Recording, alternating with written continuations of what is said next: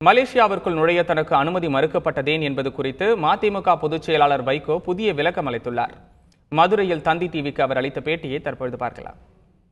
நான் மலேசிய நாட்டுக்குள் அனுமதிக்கப்படாததற்கு ஒரு முக்கியமான ஒரு காரணம் 2014 உலகமெல்லாம் இருக்கக்கூடிய தமிழறிஞர்கள், தமிழியல் ஆதரவாளர்கள், மனித உரிமை ஆர்வலர்களை கொண்டு பினாங்கு மாநில துணை முதலமைச்சர் பேராசிரியர் டாக்டர் ராமசாமி அவர்கள் ஒரு மாநாடு நடத்தினார்கள். பினாங்கு பிரகடனம் என்று ஒன்று வெளியிட்டோம். அந்த பினாங்கு பிரகடனத்தில் மிக முக்கியமாக வைத்தது ஈழத்தமிழர் இனப்படுகொலையை சிங்கள பேரினவாத அரசு செய்தது. எனவே இது சர்வதேச நீதிமன்ற குற்றவாளி கூண்டில் நிறுத்தப்பட வேண்டும்.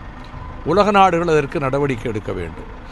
இரண்டாவது, சுதந்திர தமிழீழத்திற்கான ஒரு பொது வாக்கெடுப்பு நடத்தப்பட வேண்டும், ரெஃபரண்டம் நடத்தப்பட வேண்டும் என்ற இந்த ரெண்டு முக்கியமான கோரிக்கைகளை வைத்து இது அவர்களுக்கு ஆத்திரத்தை ஏற்படுத்தியது.